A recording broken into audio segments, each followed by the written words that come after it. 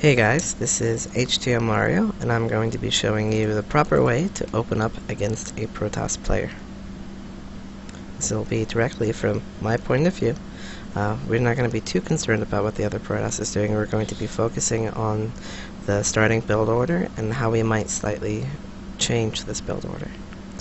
So one thing to note against the Protoss player is that there are many forms of cheeses and strategies he can do if you're trying to play a macro standard game. They include things like 4-gate, like a 3-gate robotics facility, immortal bust, where they plant a robotics facility outside of your base. They can 3-gate pressure, oracle. So there are many variations and many things that can really harm you, and this is one of the safest ways of dealing with them all. We want to put the first supply depot at the front. Our objective is to wall off with 2 supply depots and 1 bunker in between them. This makes our wall safe from any kind of stalker and mothership core harassment. This makes it so they cannot kill our bunkers like you often see on streams or pro games. It's difficult, our supply depots, it's difficult to survive if you're losing your supply depots against a rush. Now, we want to place our barracks aside from the front. We do not want the enemy to be able to see our barracks from the ramp. We don't want them to be able to see the add-on because we can change it up a little bit depending on what we scout, and we don't want them to know exactly what we're doing until they get an observer into our base. Once you're at 14 supply, you want to drop down your gas and you want to scout with an SCV. You can either scout with an SCV from your mineral line or the one that's created your barracks. I try to scout with the SCV after my gas has been built, so I don't miss any timings, and so I can still get to his base in time to see cheese. Make sure that all of his buildings were built inside of his base. The moment the refinery is finished, you want to send 2 workers over, and when you're at 15 supply, you want to halt SCV production to produce a command center and a marine at the same time.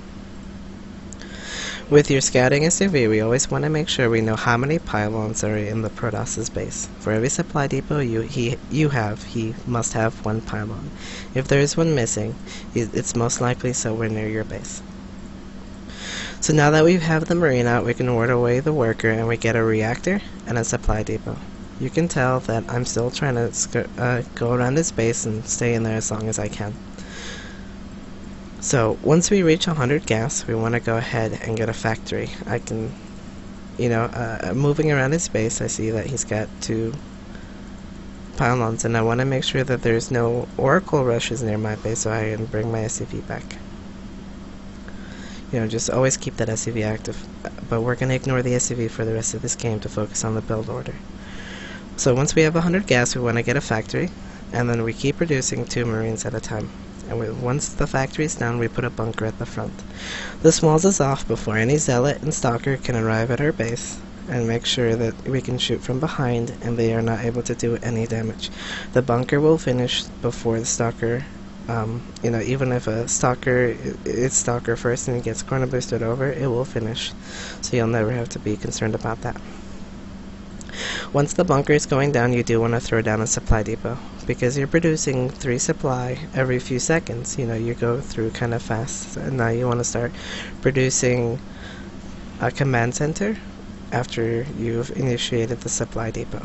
You can halt your SCV production temporarily to get it out sooner if you feel safe.